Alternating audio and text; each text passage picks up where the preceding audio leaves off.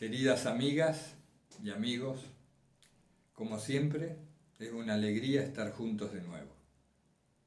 Ahora, para la cuarta clase del curso de Fenomenología en este año 2021. Primero vamos a hacer unas breves respuestas de las preguntas que formuláramos en el cuestionario que adjuntamos con el anexo sobre ascetas y ascetismos la semana anterior. Y después vamos a entrar de lleno en lo que yo llamaría la aplicación efectivamente práctica de los conocimientos adquiridos hasta ahora, de los conceptos incorporados en todos estos vídeos, incluyendo los del año pasado. De ahora en más, el curso continúa, en función de los requerimientos de ustedes. Es decir, si yo continúo aportando conceptos que a su vez a mí se me han transmitido, vamos a terminar con una enorme bolsa de palabras, un enorme reservorio de conceptos de todo tipo, que van a empezar a ser más un peso que una ayuda, una complicación que un camino hacia un cambio, hacia un mejoramiento del nivel de conciencia. Porque estos conceptos que a su vez a mí se me transmitieron, se generaron en un intercambio fluido entre quien les habla y aquella persona que transmitía el conocimiento.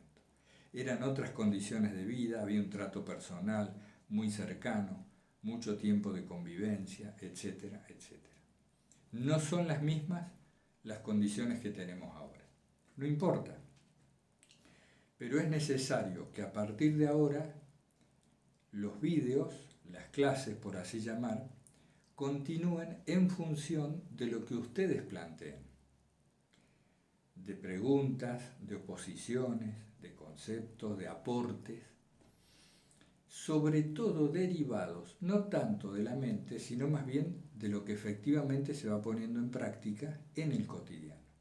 Obviamente las preguntas son hechas con la mente y tienen que ser conceptuales. Sin las palabras no habría intercambio. Pero fundando la continuidad del curso a partir de las prácticas que efectivamente ustedes van llevando adelante. Esto se puede hacer anónimamente, no hace falta que publiquen los comentarios con nombre y apellido. Me pueden escribir por correo, por los diferentes medios. ¿Qué sería lo mejor? Que a partir de este vídeo, en los comentarios de aquí debajo, en la página, a partir de esos comentarios le diéramos continuidad al curso. Eso sería lo mejor, para que todos pudiéramos enriquecernos de lo que allí surge. Bien, creo que ahí está claro. Es decir, ¿de qué va a tratar el vídeo de la semana que viene? Depende de lo que aparezca en los comentarios o de lo que ustedes me envíen. Entonces, de esa manera va a ir transformándose en un curso más vivo y más efectivo. Yo diría que la parte de transmisión de los conceptos básicos ya está. Hoy voy a reforzar el tema de la acumulación de fuerza, de la acumulación de energía, que es fundamental para cualquier aplicación práctica. Sin fuerzas, sin energía, no podemos cambiar el nivel de conciencia. No podemos modificar nuestro modo de ser y de estar en el mundo. Pero antes de entrar en ese tema, vamos con las preguntas. A ver qué se han respondido ustedes, ¿no? Es interesante. Las preguntas decían, ¿qué me indica la presencia del fenómeno que llamamos sufrimiento? ¿Qué me indica la presencia del fenómeno que llamamos sufrimiento? Indica la presencia de fuerzas en conflicto. ¿Qué hay en mi interior? Fuerzas en conflicto. Sobre todo en lo que llamamos la mente.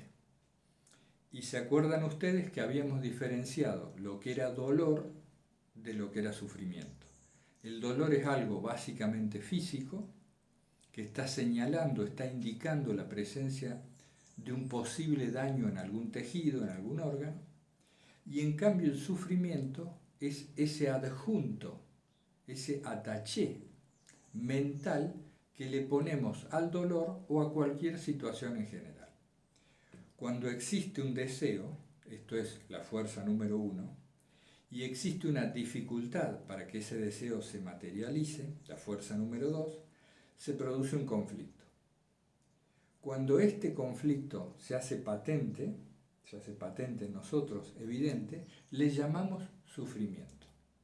Porque ese conflicto deja un residuo y genera en ese mismo instante un residuo. El residuo de esa oposición de fuerzas es lo que llamamos sufrimiento. Técnicamente visto, no es más que eso. Cuando la mirada del observador de estos fenómenos se sitúa por fuera de esta colisión de fuerzas, el sufrimiento deja de ser tal. El sufrimiento permanece en tanto me identifico con una de las fuerzas en conflicto. Cuando me elevo, cuando trasciendo la situación y la observo, ya deja de haber sufrimiento. Hay una manifestación determinada en el campo de lo fenoménico. Pero no avancemos más, dejémoslo ahí. Yo les quería transmitir una de las respuestas posibles, más allá de las que ustedes se hayan hecho. El sufrimiento es la indicación de la existencia de fuerzas en conflicto. Mucho más cuando se oponen, por ejemplo, la acción, el sentimiento y los pensamientos. Cuando estas tres áreas o estos tres centros de respuesta, el motriz, el emotivo y el intelectual, caminan en direcciones diferentes, se produce mucho sufrimiento. Habitualmente se le ha llamado a esto contradicción interna. Contradicción interna. Y es fuente de mucho tormento mental. Por eso se habló desde antiguo de la necesidad imperiosa de unificar las fuerzas dentro del ser humano y que la conducta fuera coherente con la sensación que tenemos y con lo que nos indica la mente que es correcto. Bien.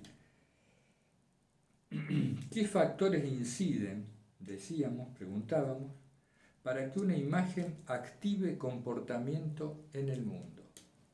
¿Qué factores inciden para que una imagen active, detone comportamiento en el mundo?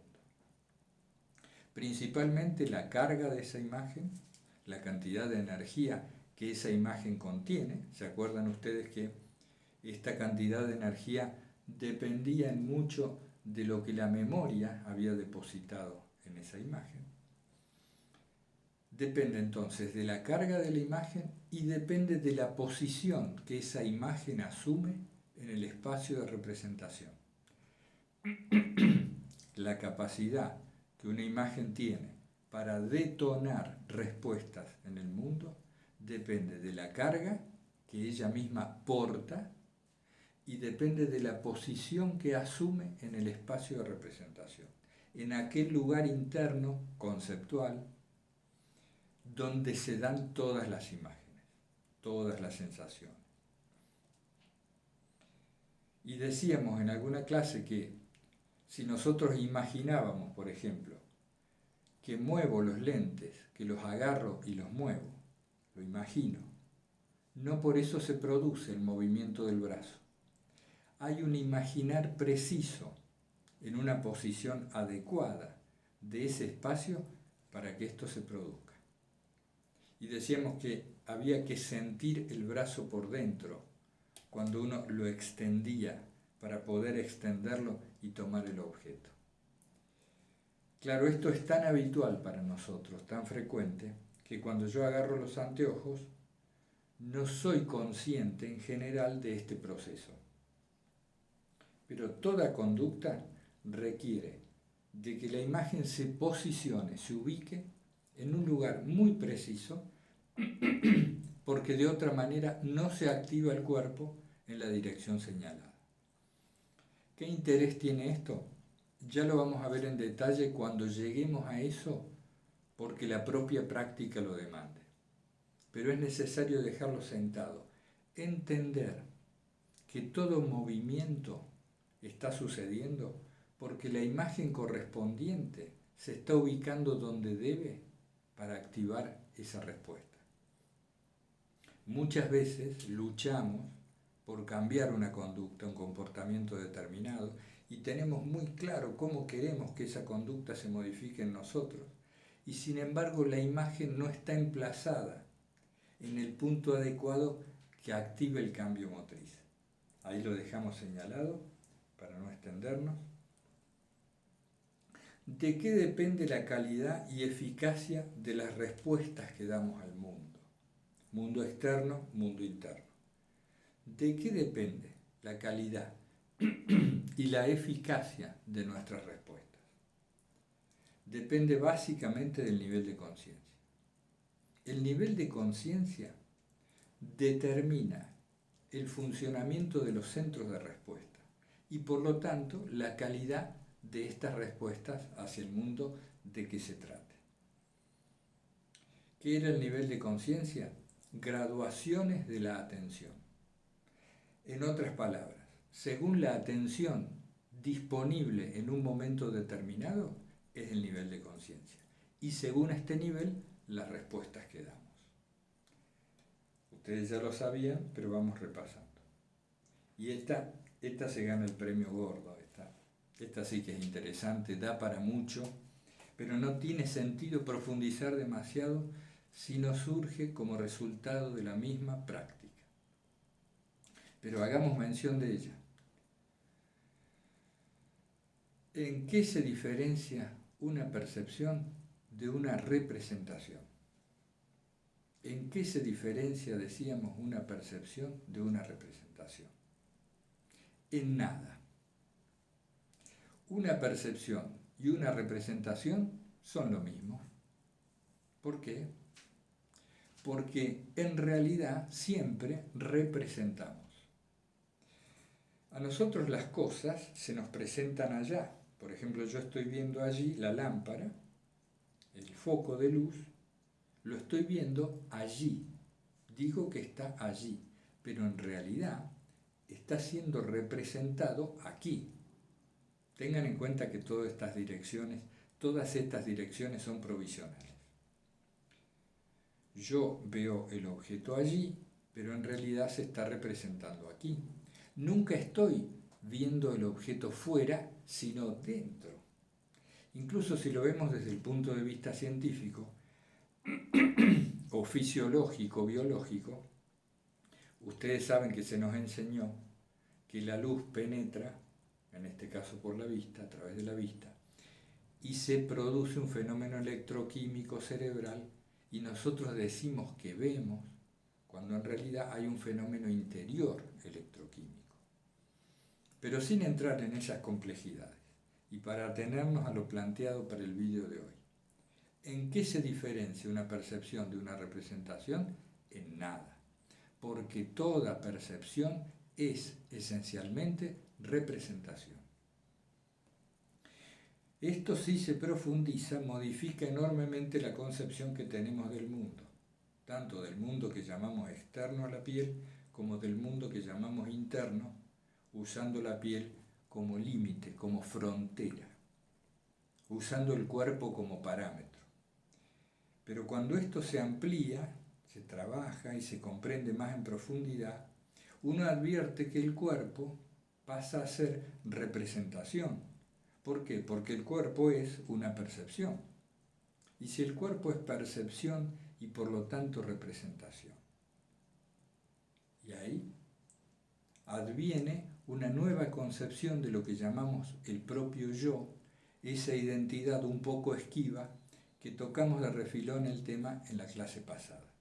Ese punto de convergencia donde llegaba la memoria, la imaginación y todos los demás estímulos.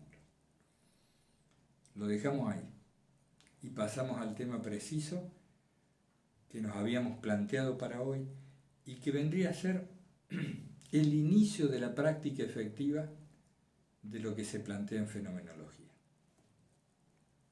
Muy bien, amigas y amigos. Tenemos que tocar el tema de la energía, el tema de la fuerza. La palabra energía ha sido muy bastardeada las últimas décadas por diversos movimientos, tendencias, corrientes de pensamiento, etc. Cuando digo que ha sido bastardeada me refiero que ha sido usada con distintos significados en distintos entornos y con distintos fines. Y entonces ya se nos complica. El otro día un hermano me decía, intercambiando sobre estos temas, que le generaba un fuerte rechazo la palabra energía. Yo le decía, te entiendo, se te ha mezclado en la memoria con una serie de elementos que no son afines a ti específicamente.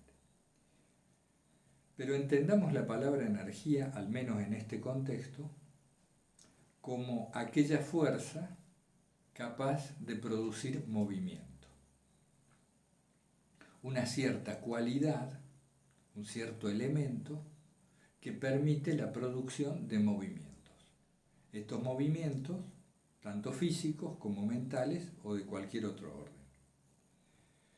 Necesitamos contar con fuerzas, con energía, para cualquier transformación que se quiera implementar. Incluso cuando se ha hablado en la historia de la espiritualidad del descenso del Espíritu Santo, de la irrupción de lo sagrado, de la gracia actuante en el corazón, también se está hablando colateralmente de una cierta presencia de la energía, de la fuerza vital. Si quieren podemos usar esos términos, la fuerza vital. Fíjense, todo movimiento requiere de esa energía. El parpadeo, el movimiento de las manos, la digestión de los alimentos, el movimiento del diafragma para la respiración, lo que se les ocurra, lo podemos entender que podemos decir que necesita de la energía. Muchas veces nuestra intención tropieza, confronta con la falta de fuerza en el organismo. Muchos fracasos, por decir así, en los intentos de cambio, en los propósitos de vida, derivan de una ausencia de la fuerza necesaria para producir el salto, para que se genere esa transformación que buscamos. Ustedes se acuerdan que al principio del curso nos pusimos a hablar de los condicionamientos y de cómo los automatismos, las inercias y demás impedían que nosotros hiciéramos el bien que queríamos hacer y terminábamos haciendo el mal que no deseábamos efectuar, que no deseábamos hacer. En mucho esto tiene que ver con la energía de que disponemos, con la fuerza disponible.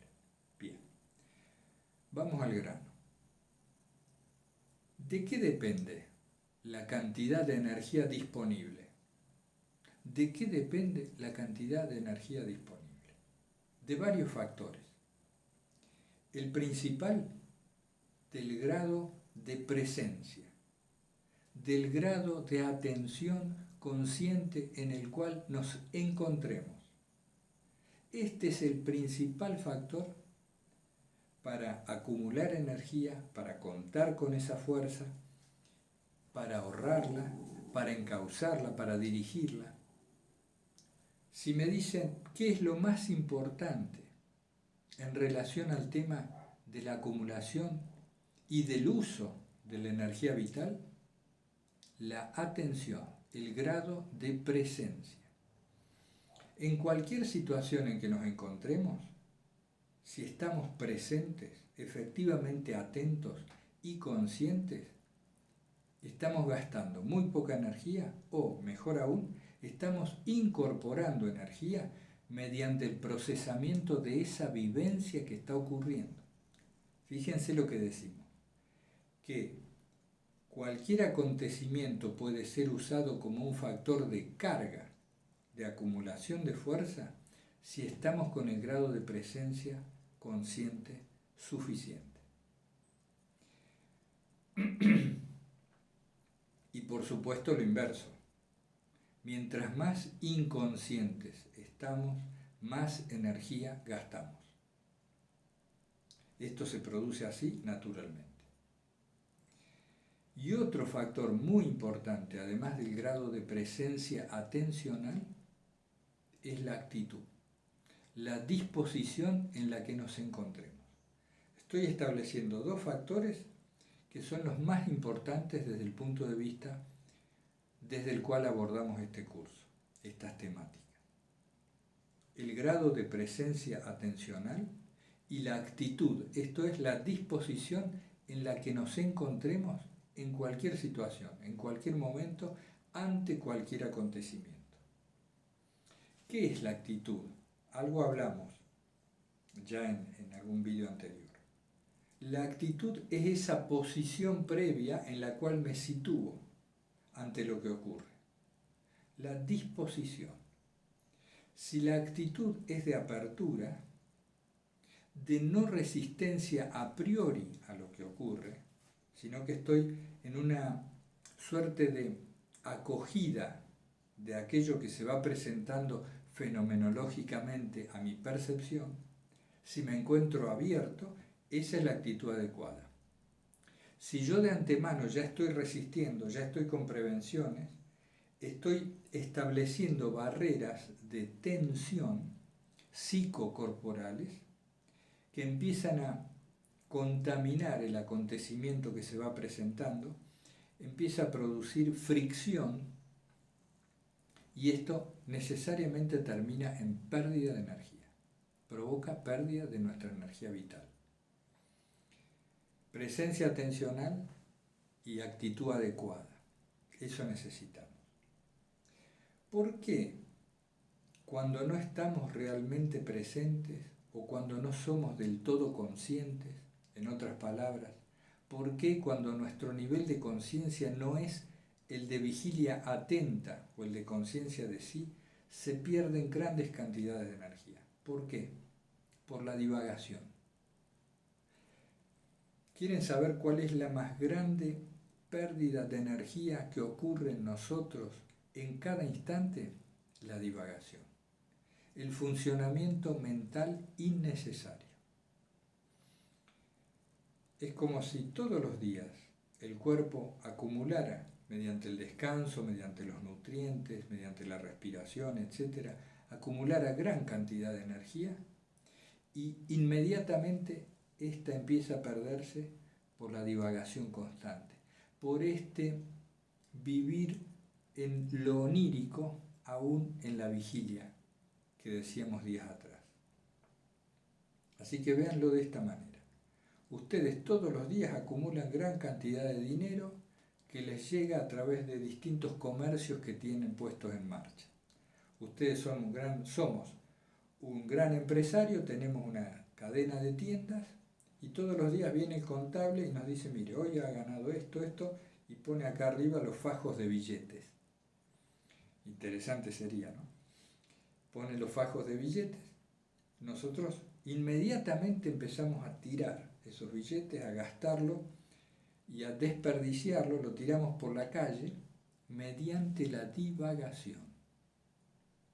Pero cada minuto de atención, de nivel de conciencia atenta, de presencia consciente, es como si agarráramos billetes y los guardáramos en la caja fuerte. Permanecen en nosotros. Y entonces después podemos usar esa energía, ese capital, mediante una intención también consciente, dirigiéndola hacia propósitos que nos sean útiles. Que sean útiles. ¿Para qué? Para crecer aún más en la calidad y la eficacia de nuestras respuestas, para mejorar el nivel de conciencia. En definitiva, para superar los condicionamientos de los cuales queremos librarnos, queremos vernos libres. Entonces, presencia atencional y actitud dispuesta, actitud de acogida, de no resistencia. Esos son dos elementos con los que podemos empezar a trabajar en función de la acumulación de fuerzas, de la conservación de la energía, que es un término que se usa mucho en este ámbito y que me gusta, ¿no? Me parece adecuado, la conservación de la energía. yo tomé nota acá de algunos otros factores. Por ejemplo, si el hacer es deliberado, si mi hacer es deliberado, esto es consciente, es otra palabra para decir consciente. Si lo que hago es ordenado, es armónico, deriva de la atención, lo hago con calma, con cierta precisión, esto es lo que brinda la presencia consciente. La presencia consciente evita el despilfarro porque los actos no son descontrolados. Los actos no son descontrolados, son deliberados. Ahora esto tiene que bien entenderse. Por ejemplo, es muy común caer en el error, cuando se incorporan estos conocimientos, en el error de la rigidez. Comprender esto de la deliberación en las acciones o de la presencia consciente como rigidez es equivocarse de punta a cabo. No, aquí se está hablando de un hacer distenso. Y cuando se habla de deliberación en las acciones, no se habla del control rígido de quien teme equivocarse, de quien presuroso intenta hacer bien las cosas. No. Es lo opuesto. Es una presencia consciente distensa. Como quien se recuesta en un sillón muy cómodo y desde allí va organizando las cosas. Fíjense, esto es de interés. Estar atentos, estar conscientes, estar presentes, es estar distensos. Fíjense que este es un indicador y una herramienta muy a mano que tenemos. Si estoy con el cuerpo tenso, ya sé que estoy desatento. Toda tensión no funcional deriva de la desatención. Están las tensiones funcionales. Yo agarro esto y hay una tensión mínima necesaria para que esto se produzca. Pero esa tensión es funcional. Gasta una energía mínima adecuada a la tarea de que se trata. La tensión no funcional es toda aquella innecesaria que se produce derivada de la divagación mental. El funcionamiento mental divagatorio, esa digestión constante de las vivencias de la que hablamos varias veces, produce una serie de tensiones corporales que son correspondientes a las divagaciones. Las tensiones corporales innecesarias son correspondientes a las divagaciones que vamos teniendo. Entonces, yo estoy acá conversando con ustedes y, por ejemplo, se empieza a mover una pierna o empieza a tensarse un músculo, es porque ha surgido una divagación de lo por hacer en el minuto siguiente o cuando termine el video. La escena más común es esas conversaciones entre amigos, ¿han visto? O estando en la mesa familiar para comer. ¿Vieron que a veces a nosotros o a veces a alguien que está con nosotros se lo observa en tensión? Come deprisa o hace algún movimiento con las manos que denota el nerviosismo. ¿Y eso por qué se produce? Esa tensión. Porque hay pensamientos con los cuales está identificado, que está siguiendo inadvertidamente, que producen esas placas de tensión en el cuerpo. Y así andamos después, con el correr de los años, con dolores por todos lados, fruto de estas inercias, de estos malos hábitos. Bueno, entonces, si el hacer es deliberado, cargo energía. Si hago con atención, se está produciendo una carga de la energía. Si hago con el cuerpo distenso, es muy probable que esté cargando energía más que gastándola, aún en la acción. Fíjense, un tema más. El sueño del descanso, el sueño nocturno, se produce como un nivel de conciencia adecuado para que los tejidos se reparen, se restablezcan funciones, se distribuyan nutrientes. El material de los músculos y de los diversos tejidos se reacondiciona. Es fantástica la inteligencia biológica del organismo humano. Se ve allí las huellas de un creador muy inteligente, ¿verdad? Entonces el sueño cumple la función de reparación en términos generales. Pero parece ser que el ser humano necesita mucho menos tiempo de sueño que el que habitualmente usamos. ¿Por qué? Si funciona bien, si el ser humano funciona adecuadamente, necesita mucho menos tiempo de reparación. El agotamiento físico se diferencia claramente, todos lo sabemos, del agotamiento mental. ¿Lo han visto? Una cosa es haberse ido de caminata con amigos, haberse ido a subir la montaña, o no sé ustedes, algunos en España, que se usa mucho esto del surfeo, de surfear, de ir a la playa. Es decir, una jornada de movimiento físico, de esparcimiento físico, de deporte, nos deja cansado el cuerpo. Y esto se siente, pero es el cansancio gustoso, un cansancio que aún en el dolor de los músculos tiene un resto de, digamos que el cuerpo guarda un resto de alegría por esta expansión que produjo, por esta cierta celebración que implica el mismo movimiento de la vida. Pero muy diferente es el registro, es la sensación del agotamiento mental, ¿verdad? Cuando llegamos agobiados al fin de la jornada. Estoy hecho trizas, agobiado. ¿Eso a qué se debe?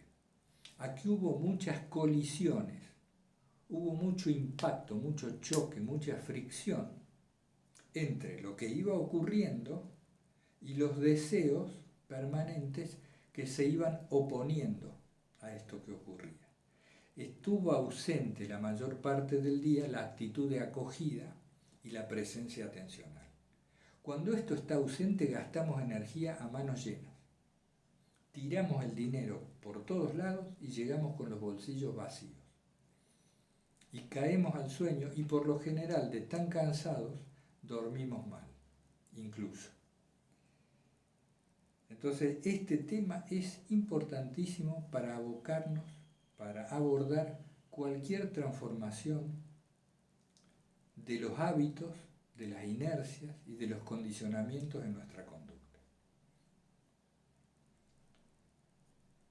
Sintetizando entonces, necesitamos crecer en el nivel de conciencia según el cual somos y estamos. Hay un modo de ser y de estar en el mundo, entre las cosas, y por así decir, con nosotros mismos, hay un modo de ser y de estar que es adecuado para la carga de energía, para la acumulación de fuerzas y para emprender nuevas actitudes y nuevas conductas más liberadoras, que nos libren de condicionamientos y no que nos encadenen cada vez más a nuevos hábitos, a nuevos yugos, para que no seamos cada vez más esclavos. Porque esto también es una realidad que todos vivimos. Mientras más años pasan, las inercias se fortalecen. Si no generamos nuevas inercias liberadoras, vamos a estar cada vez más esclavos de nuestras costumbres, de los hábitos adquiridos y de tantas influencias sociales y culturales que van en la dirección opuesta. Bueno, hasta ahí estamos. Reviso un poco las notas y vamos a ver cómo establecemos algún tipo de procedimiento que nos ayude a poner en práctica esto, a autoevaluarnos y también a enriquecer el intercambio. Muy bien, ya para ir hacia la parte final del vídeo de hoy. Este punto es muy importante. no confundirnos. ¿A qué voy? ¿Saben cuál es el método más fácil de cargar energía, de acumular fuerzas o de juntar billetes para la transformación personal? No reaccionar. No reaccionar es la herramienta más inmediata, más verificable que tenemos a mano para acumular energía. Viene un estímulo y habitualmente reacciono de tal forma. Pero ahora, más consciente, más atento, reacciono de otra forma. Es decir, la respuesta que doy es diferente. Se cae un vaso al piso, habitualmente uno despotrica un poco, algunas expresiones de fastidio, una queja, un reproche. No, se cae el vaso al piso, procedo a buscar la escoba, junto y tiro a la basura. Ejemplo grueso, sí, es un ejemplo grueso. Mucho más difícil en las relaciones interpersonales. Las relaciones interpersonales son el campo propicio para ejercitarnos en esto de la no reacción. Lo que me gusta y lo que me disgusta de los demás, sobre todo de aquellos que conviven conmigo, de los que son cercanos. ¿Cuánto nos molesta aquella conducta, aquel hábito? Y ahí empiezan a surgir nuestras reacciones mecánicas. O, más habitualmente, solemos reaccionar medio dormidos, con una inercia de años, a las cosas que nos disgustan en cualquier cosa del día, cualquier acontecimiento del día. Desde el clima, si hace calor o si hace frío, esto que ha ocurrido contrario a mis deseos. Cada instante de la jornada, si nosotros permanecemos con cierto grado de atención, vamos a ver que es un ir de reacción en reacción. Vamos reaccionando, no vamos actuando. Es toda una sucesión, como un fluir permanente de reacciones mecánicas, la mayoría de ellas condicionadas y sin atención de nuestra parte. Entonces, lo primero que necesitamos es afincarnos en esta práctica de la no reacción. Empezamos a ser decididos y determinados en no reaccionar. Ustedes me dirán algunos, bueno, pero esto ya lo venimos intentando desde el año pasado. Bueno, mejor, pero ahora pongámonos en serio y a evaluar juntos, en la medida de lo posible, las dificultades y facilidades que vamos encontrando en esto. Porque esto es lo que nos va a permitir cargar energía, acumular fuerzas más rápidamente y con mayor facilidad. Pero no hay que confundirse. No reaccionar no es vivir rígidos, no es tomar un control estricto de las funciones que se van produciendo. Es, por el contrario, permanecer atentos en otro punto. No tenemos que empezar a comportarnos como robots que intentan controlar las diversas funciones que va produciendo el organismo. No. Se trata de correr el punto de vista hacia atrás y hacia arriba, por decirlo de algún modo, como si nos situáramos por acá. Y desde esa atención, desde ese punto atencional, dejamos que las acciones y las conductas se vayan produciendo espontáneamente, pero con esa atención presente. Esto produce una no reacción no rígida.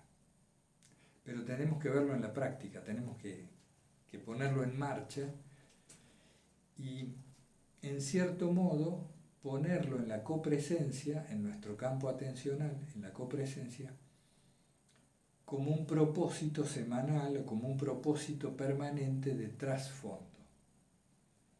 Empiezo a ejercitarme en no reaccionar automáticamente a los eventos que ocurren.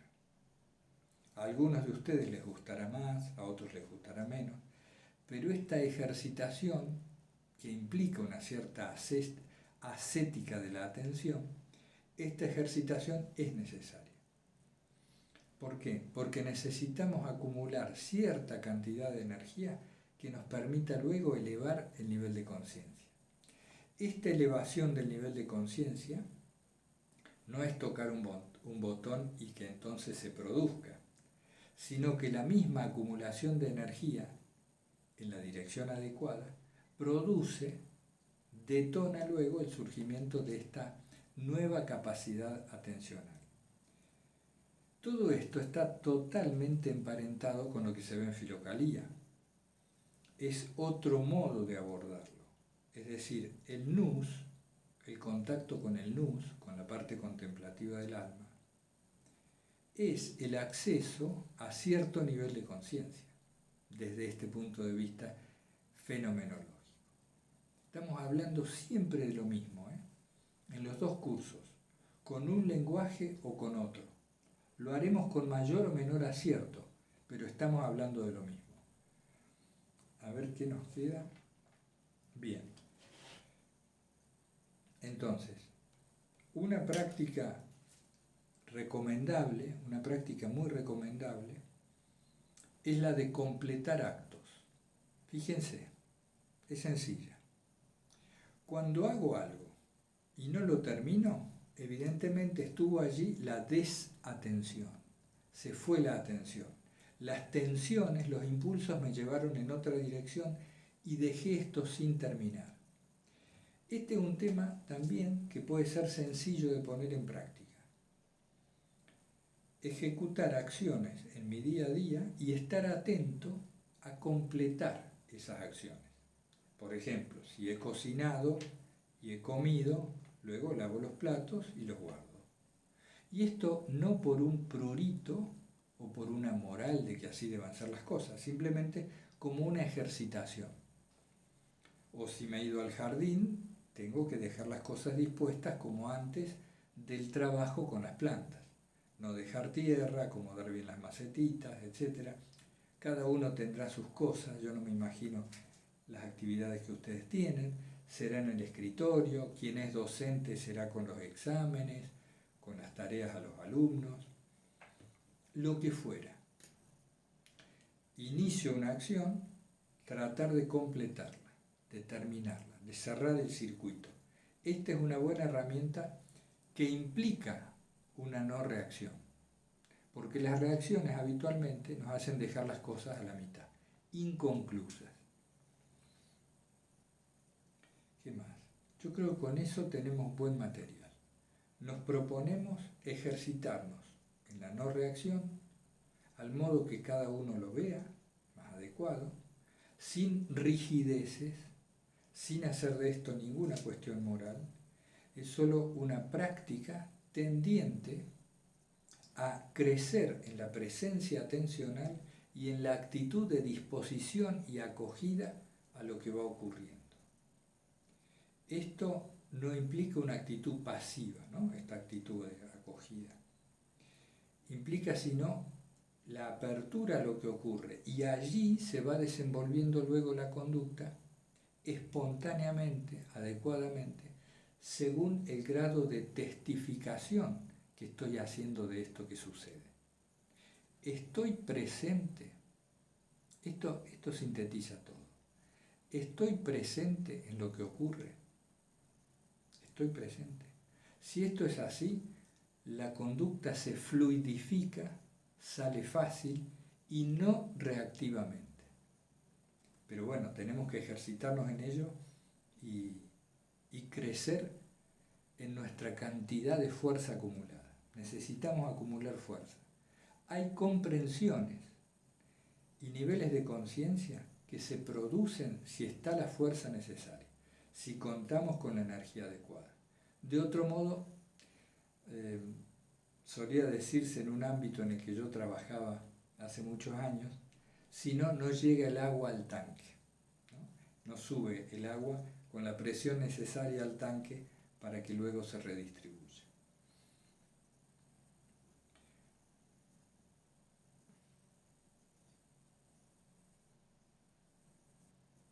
Veamos cómo nos va,